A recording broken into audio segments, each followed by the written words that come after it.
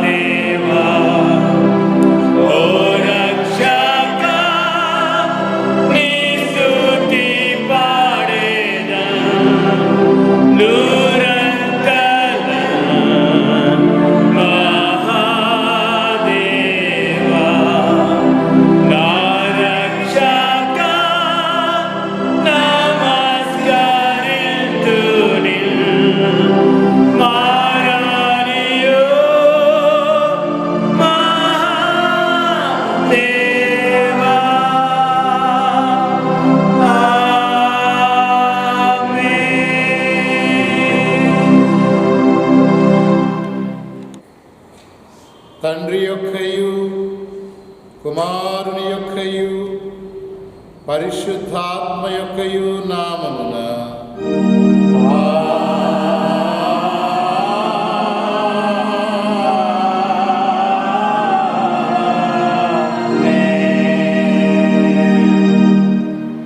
నీ వెలుగును నీ సత్యమును బయలుదేరజేయుము. అవి నాకు త్రోవ చూపును. అవి నీ పరిశుద్ధ పర్వతమునకును నీ నివాస స్థలమునకును నన్ను తోడుకొని వచ్చును. అప్పుడు నేను దేవుని బలిపీఠమునొద్దకు నాకు ఆనంద సంతోషములు కలుగజేయి దేవుని యొద్దకు చేరుదును. దేవా నా దేవా, సితారా వాయించుచు నీకు కృతజ్ఞతాస్తుతులు చెల్లించెదను. ప్రభునందు ప్రియులారా, యథార్థ హృదయముతో మన తండ్రి అయిన దేవుని సమీపించి ఆయన ఎదుట మన పాపములను ఒప్పుకొని మన ప్రభు అయిన యేసుక్రీస్తు పేరిట మనకు క్షమాపణ దయచేయమని వేడుకొందుము.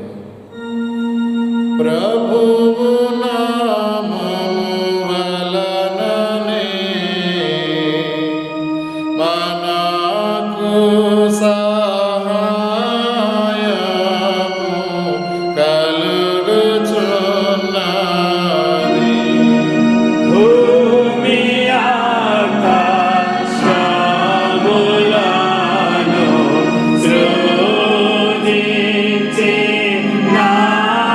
వాడు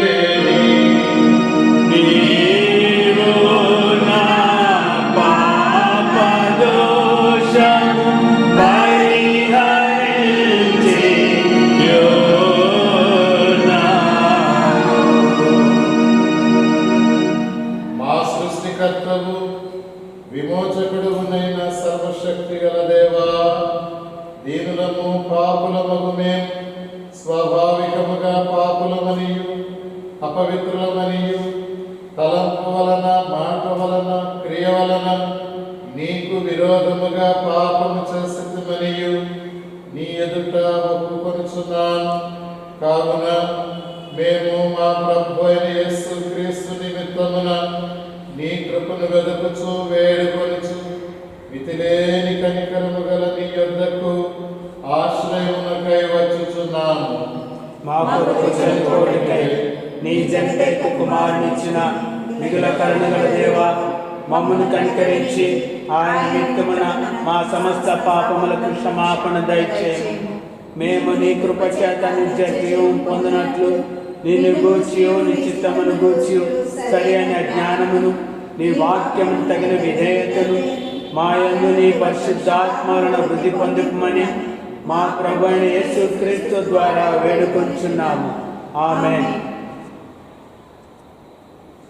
మన పరలోకపు తండ్రి సర్వశక్తి గల దేవుడు మనలను కనికరించి మన కొరకు చనిపోవుటకై తన ఏక కుమారుని ఇచ్చి ఆయన మూలమున మన పాపములన్నిటినీ క్షమించుచున్నాడు. ఆయన నామమందు విశ్వాసముంచు వారికి దేవుని కుమారులగుటకు అధికారం ఇచ్చుచు వారికి తన పరిశుద్ధాత్మను అనుగ్రహించును. నమ్మి బాప్తిస్మము పొందినవాడు రక్షింపబడును. ఓ ప్రభువా, ఈ రక్షణ మా అందరికీ దయచేయి.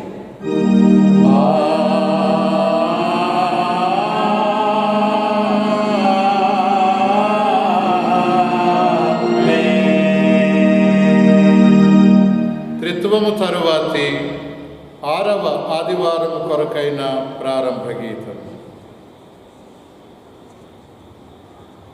యెహోవా తన జనులకు ఆశ్రయం, ఆయన తన అభిషిక్తునికి రక్షణ దుర్గం. నీ జనులను రక్షింపుము, నీ స్వాస్థ్యమును ఆశీర్వదింపుము. వారికి కాపరివై నిత్యము వారిని ఉద్ధరింపుము. యెహోవా, నేను నీకు మొర్రపెట్టుచున్నాను. నా ఆశ్రయ దుర్గమా, మౌనముగా ఉండక నా మనవి ఆలకింపుము. నీవు మౌనముగా నుండిన ఎడల నేను సమాధిలోనికి దిగువాని వలె నగుదును. నా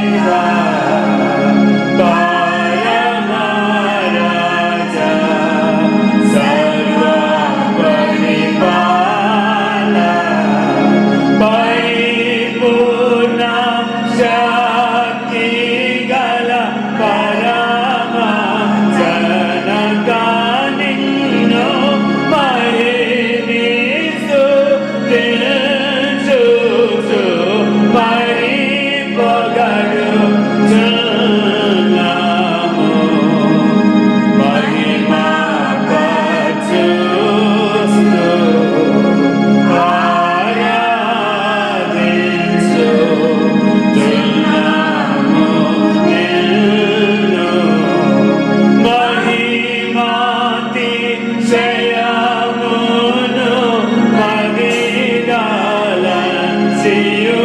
నీకు మహిమా స్తుతి కృతజ్ఞతానిచ్చుచున్నాము. ఏకకుమారా యేసు ప్రభువా యెహోవా తనయా లోక పాపము మోయు ఏక దేవుని గొర్రె పిల్ల మమ్మును కనికరించుము చల్లగా. లోక పాపములు మోసుకుపోవు యేసు రక్షక వాసిగా జగత్తుని కుడి వైపున కూర్చుండు యేసు మా ప్రార్థన నిలిచి కనికరించు. పరిశుద్ధుడా ప్రభుడవు నీవు, ప్రభువైన క్రీస్తు పరిశుద్ధాత్మతో తండ్రి అయిన దేవుని యందు పరిపూర్ణ మహిమతో ప్రభావిస్తున్నావెప్పుడు.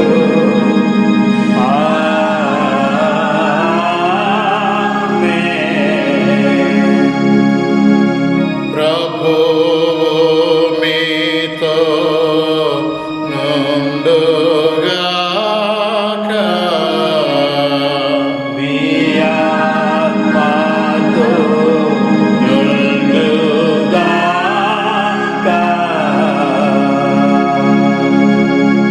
ప్రార్థించు.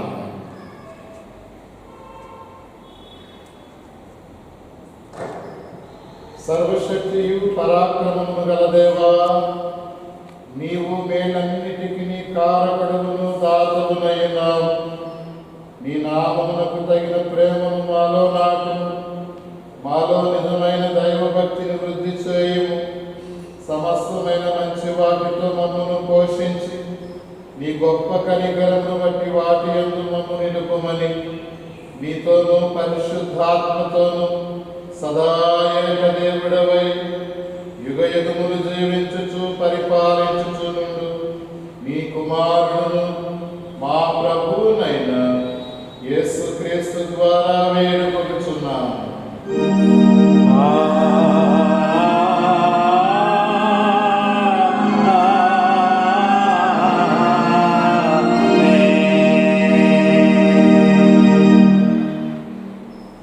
ఋతువము తరువాతి 6వ ఆదివారం కొరకైన లేఖన భాగాల్లో నుండి పత్రిక వాక్య భాగం శ్రీమతి వర్ధనపు మేరీ బాబ్జీ గారు చదువుతారు. పరిశుద్ధ సువార్త వాక్య భాగము కుమారి ఎల్ కళాగ్రేస్ చదువుతారు. త్రిత్వం తరువాతి 6వ ఆదివారం కొరకై ఏర్పాటు చేయబడిన పత్రిక పాఠ భాగము. రోమియోలకు రాసిన పత్రిక 6వ అధ్యాయము 3 నుండి 11 వరకు. క్రీస్తు యేసులోనికి బాప్తిస్మ పొందిన మనమందరము ఆయన మరణములోనికి బాప్తిస్మ పొందితమని మీరెరుగరా? కాబట్టి తండ్రి మహిమ వలన క్రీస్తు మృతుల్లో నుండి ఇలాగు లేపబడునో అలాగే మనము నూతన జీవము పొందిన వారమై నడుచుకొనున్నట్లు మనము బాప్తిస్మము వలన మరణము పాల్పొందుటకై ఆయనతో కూడా పాతి పెట్టబడితిమి. మరియు ఆయన మరణము యొక్క సాదృశ్యమందు ఆయనతో ఐక్యము గలవారమైన ఎడల ఆయన పునరుద్ధానము యొక్క సాదృశ్యమందును ఆయనతో ఐక్యము గలవారమై ఉందుము. ఏమనగా మనం ఇంకనూ పాపమునకు దాసులము కాకుండుటకు పాప శరీరము నిరార్థకమగునట్లు మన ప్రాచీన స్వభావమును ఆయనతో కూడా సిలువ వేయబడినని ఎరుగుదుము. చనిపోయిన వాడు పాపము విముక్తుడని తీర్పు పొంది ఉన్నాడు. మనము క్రీస్తుతో కూడా చనిపోయిన ఎడల మృతుల్లో నుండి లేచి క్రీస్తు ఇంకనూ చనిపోయాడని మరణమునకు ఇంకనూ ఆయన మీద ప్రభుత్వం లేదనియూ ఎరిగి ఆయనతో కూడా జీవించుదమని నమ్ముచున్నాం.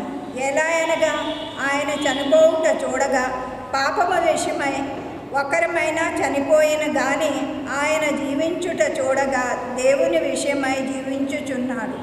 అటువలనే మీరును పాప విషయమై మృతులుగాను దేవుని విషయమై క్రీస్తు యేసునందు సజీవులుగాను మేము మీరే ఎంచుకొనుడి.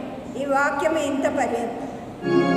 హల్లెలూయా హల్లెలూయా హల్లెలూయా.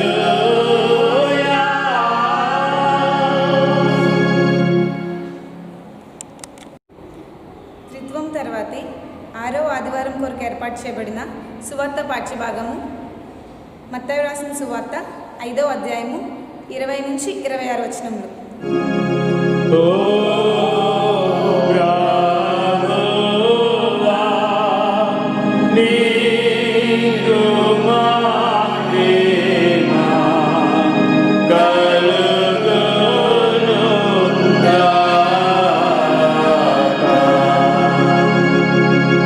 మత్తయి సువార్త 5వ అధ్యాయము 20 వచన ప్రారంభం. శాస్త్రుల నీతి కంటేను పరిసయ్యుల నీతి కంటేను మీ నీతి అధికం కాని ఎడల మీరు పరలోక రాజ్యంలో ప్రవేశింపనేరని మీతో చెప్పుచున్నాను. నరహత్య చేయవద్దు, నరహత్య చేయవాడు విమర్శకు లోనగునని పూర్వీకులతో చెప్పబడిన మాట మీరు విన్నారు కదా. నేను మీతో చెప్పినదేమనగా, తన సహోదరుని మీద కోపపడు ప్రతివాడు విమర్శకు లోనగును. తన సహోదరుని చూచి వ్యర్థుడా అని చెప్పువాడు మహాసభలోనికి లోనగును. ద్రోహి అని చెప్పువాడు నరకాగ్నికి లోనగును.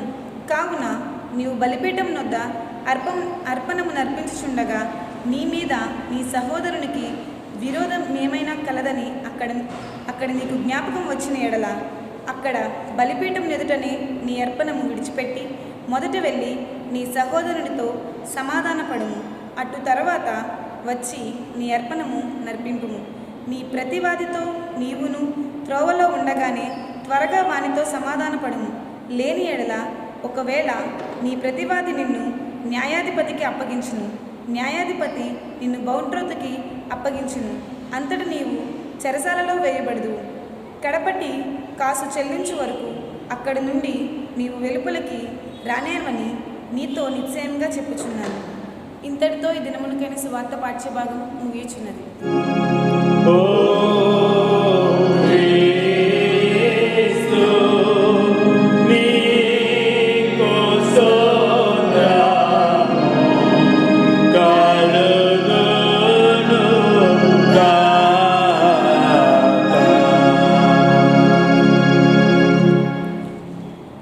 అపోస్తలుల విశ్వాస ప్రమాణం ఒప్పుకుంది. భూమి ఆకాశములను సృజించిన సర్వశక్తి గల తండ్రి అయిన దేవుని నేను నమ్ముచున్నాను. ఆయన ఏ కుమారుడు మన ప్రభు అయిన యేసుక్రీస్తు నమ్ముచున్నాను. ఈయన పరిశుద్ధాత్మల గర్భమున ధరింపబడి కన్యైన మరియకు పుట్టి పొంతి పిలాతు అధికారము క్రింద శ్రమపడి సిలువ వేయబడి చనిపోయి సమాధి చేయబడిననియు అదృశ్య లోకములోనికి దిగిననియు చనిపోయిన వారిలో నుండి 3వ దినమున లేచి పరలోకమునికి ఎక్కి సర్వశక్తి గల తండ్రి యొక్క దేవుని కుడి చేతి వైపున కూర్చుండి ఉన్నాడనియు సజీవులకును మృతులకును తీర్పు చేయటగా అక్కడ నుండి వచ్చిననియు నమ్ముచున్నాను. పరిశుద్ధాత్మ నమ్ముచున్నాను. పరిశుద్ధ క్రైస్తవ సంగమగు పరిశుద్ధుల సహవాసమును, పాప క్షమాపణి, శరీర పునరుద్ధానమును, నిత్య జీవము ఉన్నవని నమ్ముచున్నాను. ఆమేన్. ఆంధ్ర క్రైస్తవ కీర్తనల పుస్తకము నుండి 5వ కీర్తన. నీతి గల యెహోవా స్తుతి మీ ఆత్మతో నర్పించుడని కీర్తన పాడుకొని ఈ ఆదివారపు వాక్య సందేశాన్ని విందాం.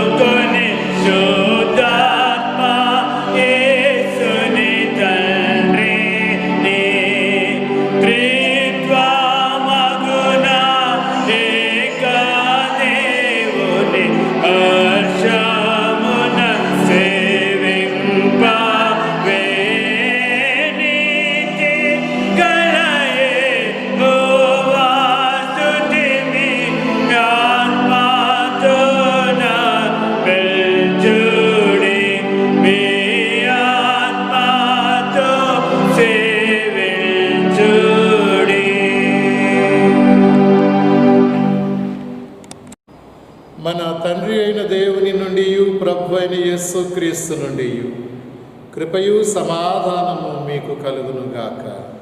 ఆమేన్. రోమీయులకు వ్రాసిన పత్రిక 6వ అధ్యాయము 6వ వచనము చదువుకుందాం. ఏమనగా మనమికను పాపమునకు దాసులము కాకుండుటకు పాప శరీరము నిరర్ధకమగునట్లు మన ప్రాచీన స్వభావము ఆయనతో కూడా సిలువ వేయబడినని ఎరుగుదము. పరిశుద్ధుడైన మత్తయి వ్రాసిన సువార్త 5వ అధ్యాయము 20వ వచనం. శాస్త్రుల నీతి కంటేను పరిసయ్యుల నీతి కంటేను మీ నీతి అధికము కాని ఎడల మీరు పరలోక రాజ్యములో ప్రవేశింపనేరని మీతో చెప్పుచున్నాను. ప్రియమైన దేవుని విశ్వాసులారా, స్నేహితులారా, మీకందరకు యేసుక్రీస్తు వారి పరిశుద్ధమైన నామములో ముందుగా నా శుభములు తెలియజేసుకుంటూ ఉన్నాను. దేవుని మహాకృపను బట్టి మరొక పునరుద్ధాన దినం పరిశుద్ధ ఆదివారపు ఆరాధనకు ఇటు రీతిగా దేవుని సన్నిధిని అనుభవించడానికి మరొక అవకాశం దేవుడు మనకు అనుగ్రహించినందుకు ఆయనకే స్తుతి స్తోత్రాలు సమర్పిస్తూ ఉన్నాను. ఈ కరోనా వైరస్ వ్యాధికారకమైన క్రిమిని బట్టి తీవ్రమైన భయాందోళన మధ్య నివసిస్తున్న మనం ఆ దయాళుడైన కరుణాళుడైన క్రీస్తు యేసు వారి యొక్క పుణ్య రక్తంలో కడగబడిన మనమందరం కనుక ఈ సోషల్ మీడియా ద్వారా ఈ ఆరాధనలో ఏకీభవించే భాగ్యం మరలా మనకి ఇచ్చినందుకు ఆయనకే స్తుతి స్తోత్రాలు సమర్పించుకుంటూ ఉన్నాను. ఈ దినము చదవబడినటువంటి 2 వాక్య భాగాల్లో కూడా స్వేచ్ఛా జీవితాన్ని గురించి మనం ఇక్కడ జ్ఞాపకం చేసుకుంటూ ఉంటాం. స్వేచ్ఛా జీవితం అనగానే, స్వేచ్ఛ అనగానే మనిషికి ఎనలేనటువంటి సంతోషము హృదయానికి కలుగుతూ ఉంటుంది. స్వేచ్ఛ అనగానే మన ఇండియాను మనం జ్ఞాపకం చేసుకుంటే 1947వ సంవత్సరంలో మనకి స్వాతంత్ర్యం అనుగ్రహించబడింది.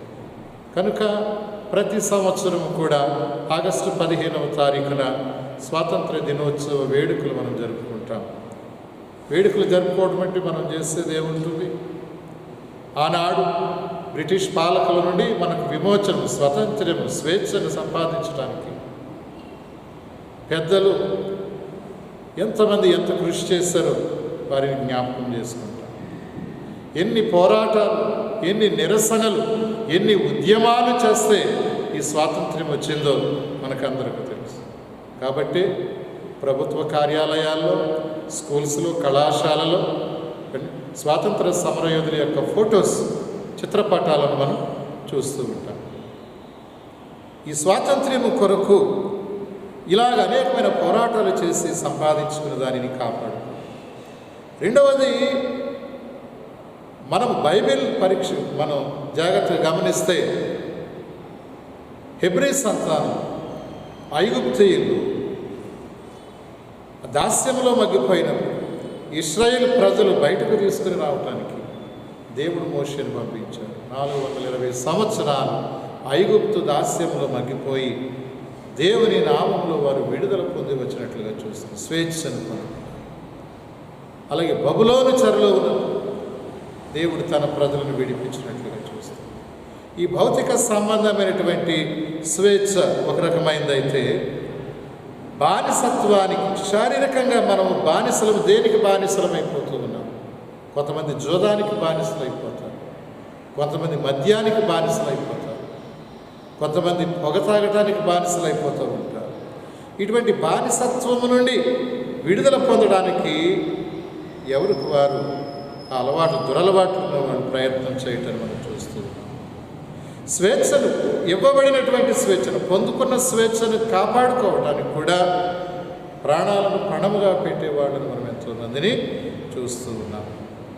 ఇలాగా స్వేచ్ఛ అనే మాట మనకు జ్ఞప్తికి రాగానే అనేక ఉద్యమాలు, అనేక పోరాటాలు జ్ఞాపకం చేసుకుంటాం. మనం బైబిల్ని ఆధారం చేసుకుంటే ఈరోజు వాక్య భాగాలు గుర్తు చేసుకుంటున్నప్పుడు దేవుని సృష్టి, ఆయన ప్రణాళికలో ఏదైనా వనంలో మానవునికి, ఆది తల్లిదండ్రులకు, ఫస్ట్ జనరేషన్ పూర్తి స్వేచ్ఛ ఇవ్వబడింది. అదొక గొప్ప బహుమానముగా ఇవ్వబడింది. అయితే ఈ స్వేచ్ఛను మన ఆది తల్లిదండ్రులు దుర్వినియోగపరిచారు. అపవాది సాతాను యొక్క మాటలకు లోబడిపోయి ఒక భయంకరమైనటువంటి ప్రమాదాన్ని కొని తెచ్చుకోవటాన్ని మనం ఆది గ్రంథంలో మనం చూస్తూ ఉన్నాం. కారణం ఏమిటంటే, దైవ మాటను మీరు ఇంకా గొప్ప స్వాతంత్రం మీకు వస్తుంది, మీరు ఇంకా గొప్పవాళ్ళు అయిపోతారు, మీ ఇష్టానుసారమైన జీవితం మీరు జీవించవచ్చు అన్నట్లుగా సాతానుడు ఆది తల్లిదండ్రులతో మాట్లాడినప్పుడు వాళ్ళు చప్పున సాతాను మాటకు విధేయులైపోయినట్లుగా చూస్తూ ఉన్నాం. ఇలాగా ఈ స్వేచ్ఛ స్వాతంత్రాలను దుర్వినియోగం చేసుకోవటం, తిరిగి స్వేచ్ఛ కొరకు పోరాటాలు చేయటం, వెన్నిటిలో మనం చూస్తూ ఉన్నాం. అయితే ఈరోజు పౌలు గారు, అపోస్తలుడైనటువంటి పౌలు గారు ఈ రోమా పత్రిక వ్రాస్తూ తెలియజేసిన మాట, వ్యక్తిగతంగా స్వేచ్ఛ స్వాతంత్ర్యాలు ఎలా సాధ్యమవుతాయో ఈ 6వ అధ్యాయంలో తెలియజేస్తుంది. ముఖ్యంగా రోమా పత్రికలో మొదటి 5 అధ్యాయాలు, తర్వాత 6 నుండి 8 అధ్యాయాలు మనం జ్ఞాపకం చేసుకుంటే 3 విషయాలు ప్రాముఖ్యంగా మనం జ్ఞాపకం చేసుకుంటాం.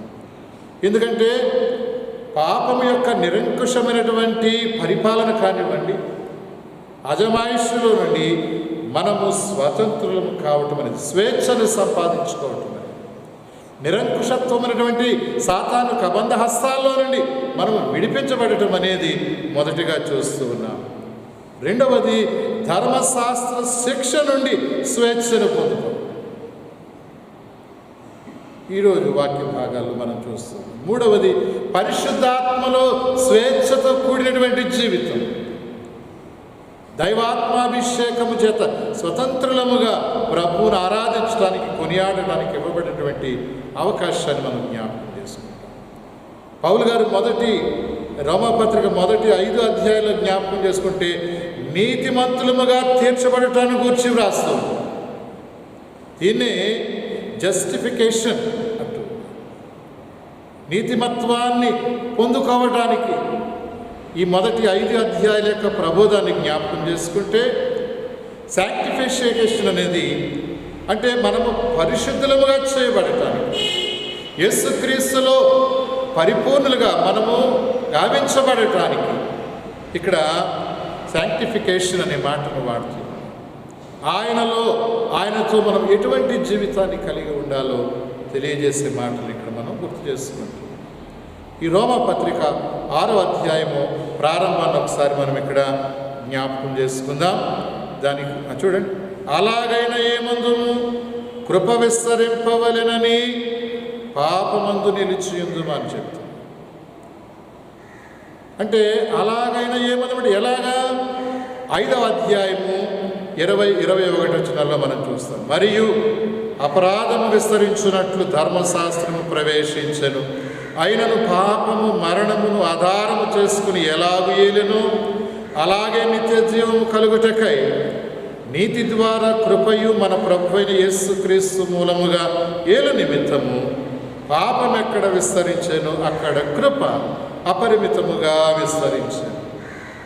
కనుక దేవుని కృపలో మనము రక్షించబడ్డాం. పాపభూయిష్టమైన లోకములో మనల్ని ఆయన ప్రత్యేకించుకున్నట్లుగా చూస్తూ ఉన్నాం.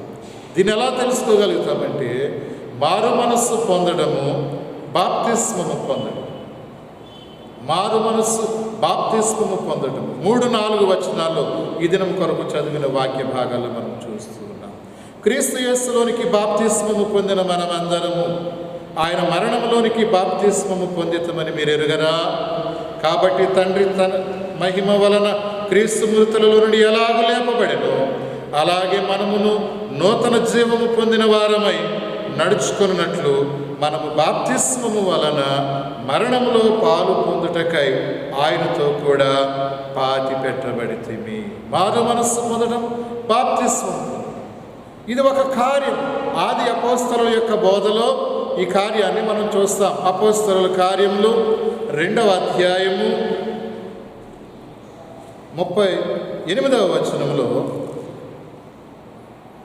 పేతురు, మీరు మారు మనస్సు పొంది పాపక్షమాపణ నిమిత్తము ప్రతివాడు యేసుక్రీస్తు నామమున బాప్తిస్మము పొందుడి, అప్పుడు మీరు పరిశుద్ధాత్మను వరము పొందుదురు. మీరు మారు మనస్సు పొంది పాపక్షమాపణ నిమిత్తము ప్రతివాడు యేసుక్రీస్తు నామమున బాప్తిస్మము పొందుడి. యేసుక్రీస్తు వారిలో విశ్వాసికి గల మంచి సంబంధం ఏమిటండి? విశ్వాసము ద్వారా క్రీస్తుతో ఐక్యపరచబడిన విశ్వాస స్థితిని భౌతికంగా ఈ బాప్తిస్మం తెలియజేస్తుంది. బహిరంగపు ఒప్పుకోలేనిది సూచిస్తాము మొట్టమొదటి. ఎందుకంటే మనం మొదట ఎవరితో ఐక్యపరచబడ్డామంటే, జన్మతః మనమందరము ఆదాముతో ఐక్యపరచబడ్డాడు. విశ్వాసం ద్వారా ఇప్పుడు మనం క్రీస్తులో ఆత్మీయంగా ఐక్యపరచబడటానికి మారు మనస్సు పొంది బాప్తిస్మము తీసుకుంటాం. అంటే పాపంలో పడినటువంటి మనమందరము కూడా అది మన ఆది తల్లిదండ్రులైనటువంటి ఆదాము హవ్వల యొక్క మరణంలో పాలుభాగస్తులు. ఇప్పుడు మనం చనిపోయి క్రీస్తుతో మరలా తిరిగి లేపబడుతున్నాం. బాప్తిస్మం యొక్క ఉద్దేశం అదే కదా, దాని అర్థం అదే కదా. యేసుక్రీస్తుతో పాటు సమాధి చేయబడ్డాం. ఆయన పునరుద్ధానంలో పాలుభాగస్తులు. నూతన జన్మ అనుభవంలోనికి మనం వస్తూ ఉన్నాం. నికోదేము అదే యోహాను సువార్త 3వ అధ్యాయంలో మనం చూస్తాం. తిరిగి జన్మానుభవం గురించి ప్రభు చెప్తున్నప్పుడు, ముసలివాడైన మనుషుడు ఎలాగ రెండవ మారి తల్లి గర్భమందు జన్మించటం, హృదయంలో పరివర్తన. నూతన జన్మానుభవం అంటే పునర్జన్మని కాదు, మరలా జన్మలున్నాయని కాదు. హృదయ పరివర్తన చెందదు. దానినే యేసుక్రీస్తు వారు ఈరోజు సువార్త వాక్య భాగంలో చెప్పే మాటను గుర్తు చేసుకుంటూ, మత్తయి సువార్త 5వ అధ్యాయంలో మత్తయి సువార్త 5వ అధ్యాయం 20వ వచనంలో శాస్త్రుల నీతి కంటేను పరిసయ్యుల నీతి కంటేను మీ నీతి అధికము కాని ఎడల మీరు పరలోక రాజ్యంలో ప్రవేశింపనేరని మీతో చెప్పుచున్నాను. శాస్త్రుల నీతి పరిసయ్యుల నీతి ఏమిటండి? లూకాసు సువార్త 20వ అధ్యాయము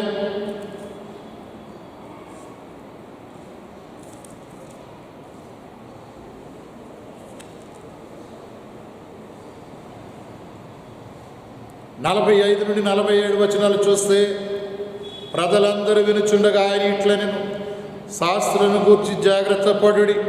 వారు నిలువుటంగీలు ధరించుకొని తిరగగోరుచు సంత వీధులలో వందనములను, సమాజ మందిరములలో అగ్రపీఠములను, విందులలో స్థానములను కోరుకొందురు. వారు విధవరాండ్ర ఇండ్లను దిగమింగుదురు, మాయావేషముగా దీర్ఘ ప్రార్థనలు చేయుదురు. వారు మరి విశేషముగా శిక్ష పొందుదురని తన శిష్యులతో చెప్పెను. మత్తయి సువార్త 23వ అధ్యాయంలో కూడా, మత్తయి సువార్త 23వ అధ్యాయము 27వ వచనంలో చూస్తాం. అయ్యో వేషధారులైన శాస్త్రులారా, పరిసయ్యులారా, మీరు సున్నము కొట్టిన సమాధులను పోలియున్నారు. అవి వెలుపల శృంగారముగా గుపడును గాని లోపల చచ్చిన వారి ఎముకలతోనూ సమస్త కల్మషముతోనూ నిండి ఉన్నవి. అలాగే మీరు వెలుపల మనుషులకు నీతిమంతులుగా నగపడుచున్నారు కానీ లోపల వేషధారణతోనూ అక్రమంతోనూ నిండి ఉన్నారు అని ప్రభు. మీ నీతి శాస్త్ర నీతి కంటేను పరిసయ్యుల నీతి కంటే నిజమే. వారు ధర్మశాస్త్రము కలిగి ఉన్న నిష్ఠాగరిష్ఠులుగా కనబడుతూ ఉంటారు. సామాన్య ప్రజలు వారి వేషభాషలు చూస్తే, అమ్మో మనం ఇంత నిష్ఠగా ఉండగలమా, ఇంత భక్తిగా ఉండగలమని ఆశ్చర్యచకితులయ్యేలాగా కనబడతారు. కానీ ప్రభు అంటున్నాడు, వారిని సున్నము కొట్టిన వారేనే కాదు, ఈ ఆధునిక క్రైస్తవులం అనేటువంటి మన జీవితాల్లో కూడా వేషభాషలు అలాగుండి ఆత్మీయంగా దేవునికి సమీపం కాకపోతే, మన హృదయంలో దేవుని వాక్యం లేకపోతే మనము వేషధారులమే. ఆనాటి శాస్త్రులు పరిసయ్యులకు ప్రతినిధులమే. ఎందుకంటే ధర్మశాస్త్రం వారి ప్రక్కనుంది, ధర్మశాస్త్రం వారి నోటిలోనే ఉంది, వారి మాటల్లో ఉంది. ఏదో బొగ్గను కిళ్ళి వేసుకున్నట్లు ఉంది, కానీ అది అంతరంగంలో లేదు, వారి హృదయంలో లేదు. కనుకనే మరలా బాప్తిస్మం అనేమాట నూతన జన్మం పొందడట్టు మన పక్కన బైబిల్ ఉంటూనో మన నోట్లో అనర్గళంగా మాట్లాడి, మంచి ఉద్రేకంగా మాట్లాడి, అనేకులను మెప్పింపజేసే మాటలు చెప్పినా కూడా మన హృదయంలో వ్యక్తిగతంగా దేవుని వాక్యం లేకపోతే అదంతా వ్యర్థమే, అది వేషధారణే. దానిని కూర్చే ఆయన ఇక్కడ హెచ్చరిస్తున్నట్లుగా చూస్తూ ఉన్నాం. ఈ రోమపత్రిక 6వ అధ్యాయము 5 నుండి 7 వచనాల్లో మనం ఇక్కడ మాటను జ్ఞాపకం చేసుకుంటే, మనము బాప్తిస్మం వలన మరణములో పాలు పొందడానికై ఆయనతో కూడా పాతి పెట్టబడితిమి. అంటే పాపము నిమిత్తము, అంటే పాప విముక్తులము అవడానికి మనము సంసిద్ధులం అవుతున్నామనే విషయాన్ని ఇక్కడ జ్ఞాపకం చేస్తున్నాం. ఆయనతో కూడా పాతి పెట్టడం అనే మాటని మరియు ఆయన మరణం యొక్క సాదృశ్యమందు ఆయనతో ఐక్యము గలవారమైన ఎడల ఆయన పునరుత్థానం యొక్క సాదృశ్యములోను ఆయనతో ఐక్యం గలవారమగుదుమని చెప్తారు. అంటే పాప విముక్తుడి అని ఒక తీర్పును మనం ఇక్కడ పొందుకోగలుగుతున్నాం. అంటే పాపం విషయమై ఒకేసారి చదువు ఈ 8 నుండి 6వ అధ్యాయము 8 నుండి 10వ వచనంలో చెప్పబడి, అంటే నూతన జీవమును గురించి మాట్లాడుతున్నాడు. ఆయనతో కూడా సదాకాలము మనము జీవించే వారముగా ఉంటున్నాం. ఎందుకు? చాలా చక్కని మాటలు ఇక్కడ తెలియజేస్తుంది. పాపం విషయమై ఒకేసారి చనిపోయి 21వ వచనంలో ఈ 5వ అధ్యాయంలో ఇదే పుస్తకంలో మనం చూస్తాం కదా. అలాగే నిత్య జీవం కలుగుటకై నీతి ద్వారా కృపయు మన ప్రభువైన యేసుక్రీస్తు మూలముగా ఏలు నిమిత్తము పాపము ఎక్కడ విస్తరించెనో అక్కడ కృప అపరిమితముగా విస్తరించెను అని మాట్లాడుతున్నారు పౌలు గారు. 2 చక్కని మాటలు ఈ పత్రికలో తెలియజేస్తారు. ప్రాచీన స్వభావం అంటే మారు మనస్సు పొందక మునుపు ఉన్నటువంటి మనస్వభావాన్ని పాప లక్షణాలు అంటున్నాడు, పాప శరీరం అంటున్నాడు. అంటే పాపపు కాడి కిందనటువంటి శరీరం అంటే ఈ చర్మము మాంసమే కాదండి, మన భావోద్రేకాలు, మన బుద్ధి, మన ఆలోచన, ఇవన్నీ కూడా పాపపు కాడి కిందే ఉండిపోయి అనే విషయాన్ని పౌలు గారు ఇక్కడ మనకు తేటతెల్లం చేస్తూ ఉన్నారు. కాబట్టి మనము దాని నుండి విముక్తులము కావాలంటే పాపపు అలవాట్లన్నీ నిరర్ధకమైపోవాలి. క్రీస్తు రక్తంలో కడగబడినటువంటి మనం అంటే ఇప్పటి వరకు ఏ పాపము విషయమై, ఏ పాపము మన మీద ఏలుబడి చేస్తుందో, అధికారము కలిగిందో, దానిని దైవశక్తి చేత, దేవుని మహిమ చేత ఓడించడం అనే విషయాన్ని ఇక్కడ తెలియజేస్తుంది. ఈ 6వ అధ్యాయము 11వ వచనంలో ఇక్కడ పౌలు గారు చెప్పిమాట, మిమ్మును మీరే ఎంచుకొనుడి. దేనికి? అటువలి మీరును పాపం విషయమై మృతులుగాను, దేవుని విషయమై క్రీస్తు యేసునందు సజీవులుగా మిమ్మును మీరే ఎంచుకున్నాడు. క్రీస్తు యేసు క్రొత్త మాటలు ఇక్కడ చెప్తూ ఉన్నాడు. ఈ పత్రికలో మొదటగా ఇప్పుడే ప్రస్తావించబడిన మాట. క్రీస్తు యేసునందు, క్రీస్తు యేసుతో, ఇది పౌలు గారికి చాలా ఇష్టమైనటువంటి మాటగా మనం చూస్తాం. అంటే నిజ విశ్వాసులు యేసుక్రీస్తుతో మమేకమవుతాం.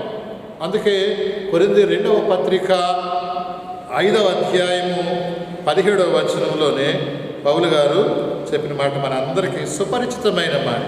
అదేమిటంటే, కాగా ఎవడైనను క్రీస్తునందున్న ఎడల వాడు నూతన సృష్టి, పాతవి గతించెను, ఇదిగో క్రొత్తవాయెను.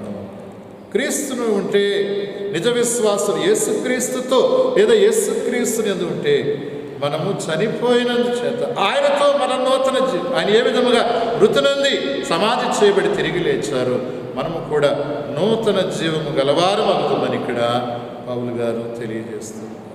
ఈ మనము ఆయనతో స్వేచ్ఛా జీవితం కలిగి ఉండేవారం ఉండడానికి, అంటే పాప నిరంకుశమైనటువంటి ఈ పాప సాతాను పరిపాలన నుండి మనము బయటకు రావాలి. ఇది కూడా దేవుని ఉచితమైన కృప చొప్పునే అని ఈరోజు వాక్య భాగంలో మనం చదువుకుంటాం. కాబట్టి ప్రియమైనటువంటి దేవుని విశ్వాసులారా, స్నేహితులారా, క్రీస్తు యేసులో మనకు దొరికినటువంటి గొప్ప స్వేచ్ఛ స్వాతంత్రాలను మనం ఎలా సద్వినియోగం చేసుకోగలుగుతాం, ఆయన కొరకు ఎలా మనం జీవించబద్ధులమైన విషయాన్ని జ్ఞాపకం చేసుకోవాలి. మన అర్పణ ఏమిటి? మన అర్పణ పౌలు గారు ఇక్కడ ఈ సువార్త వాక్య భాగంలో, మత్తయి సువార్తలో తెలియజేసినటువంటి మాట ఏమిటంటే 5వ అధ్యాయంలో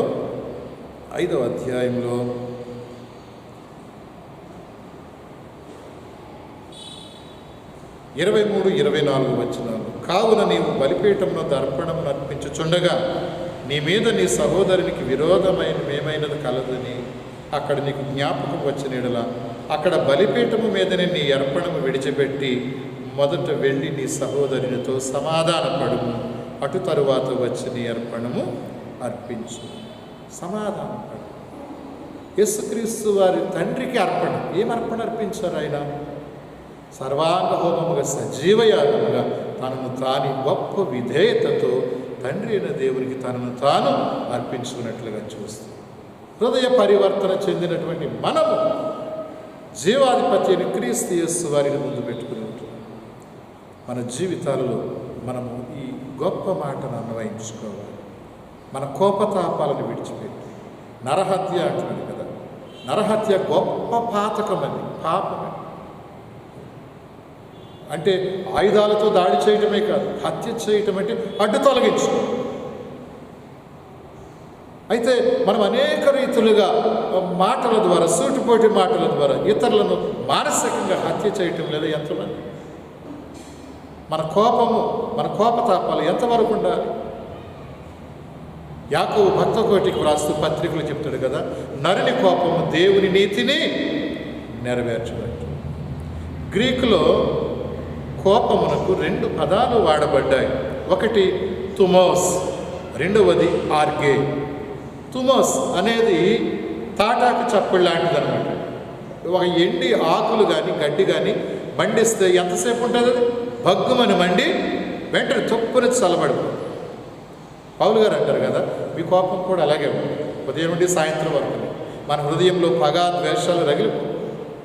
రెండవ భావం ఏంటంటే ఆర్కే అంటూ, అంటే దీర్ఘకాలికమైనటువంటి, అది మనసులోనే పదే పదే పదే రగులుకుంటూ ఎలాగ ఎదుటి వారిని అంతమొందిందామా, అవమానం చేద్దామా అని తహతహలాడిపోతాం ఆర్గే.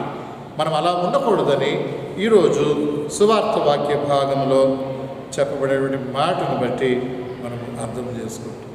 కాబట్టి దేవుని విశ్వాసులారా, స్నేహితులారా, మన జీవితాలు స్వేచ్ఛా జీవితాన్ని, ఆత్మీయ జీవితంలో కృప ద్వారా మనం విడుదల పొందుకోగోరుతూ ఉన్నప్పుడు ఆయనకు మనం విధేయులమై ఉండాలి. మన నీతి కేవలం బైబిల్ చదవటానికి, మన పక్కన బైబిల్ పెట్టుకోవడానికి పరిమితం కాకూడదు. మన నోట్లో మాటలున్నాయి కదని వాటితో గెలిచేద్దాం అనుకోవడానికి వీల్లేదు సుమి. మనుషులు పైరూపంలో లక్ష్య పెట్టుదురు కానీ ఈ దేవుడికి యెహోవా అంతరంగాన్ని లక్ష్య పెట్టేది.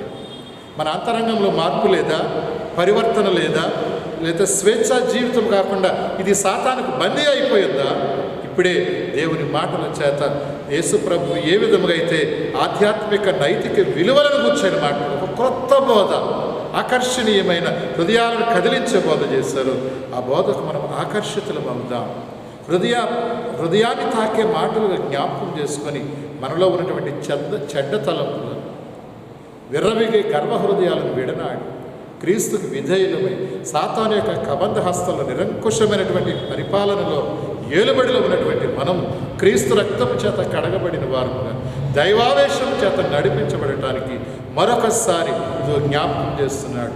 మారు మనస్సు, నూతన జన్మానుభవం బాప్తిస్మం ద్వారా. అంటే అప్పటి వరకు మన తలంపుల ద్వారా, మాటల ద్వారా, క్రియల ద్వారా దైవనామానికి విరోధంగా ఎలా జీవించామో ఇప్పుడు బాప్తిస్మ అనుభవం ద్వారా, నూతన జన్మానుభవం ద్వారా, మారు మనస్సు అనుభవం ద్వారా ఇప్పుడు మన తలంపులు, మన మాటలు, మన క్రియలు దేవుని మహిమపరిచేవిగా ఉండగలగటానికి దైవావేశం చేత మనం నడిపించబడినట్లు ఆయన ఆత్మ నడిపింపు, ఆయన కృపా సహాయం మనందరికీ తోడయుండి కాపాడునుగాక. ఆమేన్. సమస్త జ్ఞానమునకు మించిన దేవుని సమాధానం ప్రభు అయిన యేసు క్రీస్తు వలన మీ హృదయములకును మీ తలంపులకును కావలియుండుగాక. ఆమేన్. దేవా నాయందు శుద్ధ హృదయము కలుగజేయుము.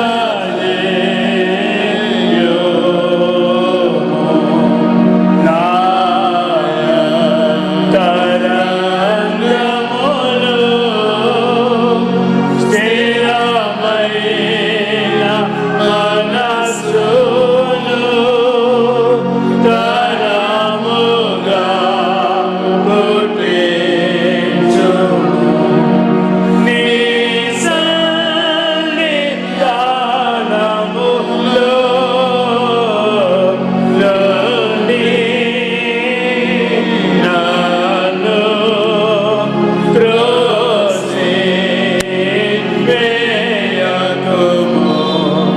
నీ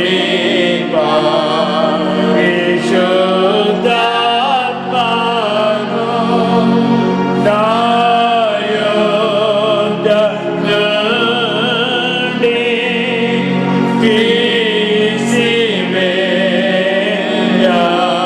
తీసివేయకుము.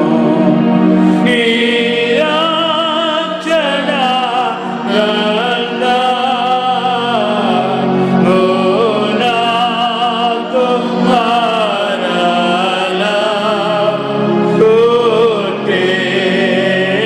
పుట్టించుము. సమాధి గల మనస్సు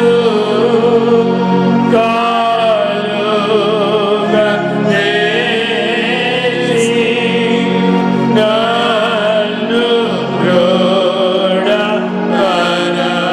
దృఢపరచుము.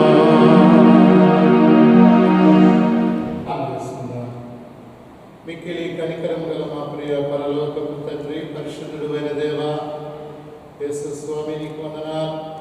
నీ మహాకృపా కనికరము దయాదాక్షిణ్యముల మూలముగా మమ్మల్ని అందరినీ ఇంతవరకు కాచి కాపాడావు నాయన, నీకు స్తోత్రాలు. పోయిన ఆదివారం నుండి ఆదివారం వరకు గడిచిన వారమంతా ఇదిగో నీ ప్రియబిడ్డలు చేసిన ప్రయాణాలు వారి జీవనంలో నీ సహాయం కాపుదల ఇచ్చి మరొక పునరుద్ధాన దినం పరిశుద్ధ ఆదివారం ఆరాధనలో ఏకీభవించడానికి ఈ సోషల్ మీడియాను మార్గ మధ్యంలో మీరు మాకు అనుగ్రహించినందుకై నీకు వందనాలు నాయన. దీనులము అయోగ్యులము తండ్రి, మమ్మల్ని మీరు ప్రేమించి మీ స్వంత కుమారుడైన క్రీస్తు యేసు వారిని మాకు రక్షకునిగా ఇచ్చినందుకు వందనాలు. క్రీస్తు యేసు వారి యొక్క శిలువ శ్రమ మరణ పునరుద్ధానాల ద్వారా మాకు ఇచ్చిన గొప్ప స్వేచ్ఛను బట్టి, ఆత్మబలం చేత ఇచ్చిన స్వాతంత్ర్యాన్ని బట్టి నీకు వందనాలు, స్తోత్రాలు. ఇది వాక్య భాగం ద్వారా మీరు మాతో మాట్లాడినందుకే నీకు స్తోత్రాలు నాయన. మేము భౌతిక సంబంధంగా ఆత్మీయంగా చితికిపోయిన ఆయన, పాపవిహీన స్థితిలో పడిపోయిన మమ్మలను తిరిగి లేవనెత్తడానికి, జీవింపచేయడానికి, నిత్యం నీ సహవాసం ఉండగలగడానికి క్రీస్తు యేసు వారి పునరుద్ధాలను మాకు ఇచ్చినందుకై నీకు స్తోత్రాలు నాయన. మారు మనస్సు రక్షణానుభవంలో బాప్తిస్మం ద్వారా మేము భౌతికంగా నా తండ్రి ప్రభు అనేక మంది నీ సాక్షులుగా ఉండగలిగినట్లు క్రీస్తు యేసుతో నాయన మా ప్రాచీన పురుషుడు పాతిపెట్టబడి ఆయన పునరుద్ధానంలో పాలువారమైనట్లుగా నూతన జన్మానుభవం ద్వారా మమ్మల్ని నడిపించినందుకే నీకు వందనాలు, స్తోత్రాలు. యూనిటీ కుదిరిన సంఘ సహవాసం దీవించండి. యావత్ క్రైస్తవ సంఘ సహవాసం మీరు ఆస్వాదించండి నాయన. సంఘము నాయన ఆత్మీయతలోను వాక్యానుభవంలో ప్రార్థనా జీవితంలో వర్తినట్లు కృప చూపించండి. ఆయన ఈ కరోనా వైరస్ సూక్ష్మ క్రిమిని బట్టి అనేక మంది కాయిలో పడి ఆయన అనారోగ్యాలతో సతమతం అవుతున్నారు. ఆయన కొంతమంది అయితే నేను మృత్యువాత పడుతున్నారు. దేవాన్ని సహాయం వల్ల నాయన ప్రభు ఆదరణ, క్షేమము, ధైర్యం అనుగ్రహించండి నాయన. నీ బిడ్డలకు నాయన రోగ నిరోధక శక్తిని మీరే ప్రసాదించమని ప్రార్థిస్తూ ఉన్నా నాయన. ప్రభు కరోనా వైరస్ తొందరగా లయమనుకున్నట్లుగా మీరు ఆజ్ఞాపించండి. అనేక మంది హాస్పిటల్స్లో నాయన ఏదో చికిత్స పొందుతున్నారు. ఆయన కొందరికైతే హాస్పిటల్కి వెళ్ళలేని పరిస్థితుల్లో సైతం ఉంటున్నారు. ఈ అగమ్యగోచరమైన స్థితిలో ప్రభువా నీవే మాకు దిక్కు, నీవే మాకు ఆశ్రయం. నీ పవిత్ర రక్తమును ప్రోక్షించి స్వస్థతనివ్వండి నాయన.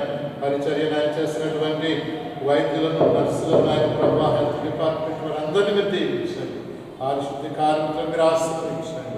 ఆయా డిపార్ట్మెంట్స్ వారిని దీవించండి.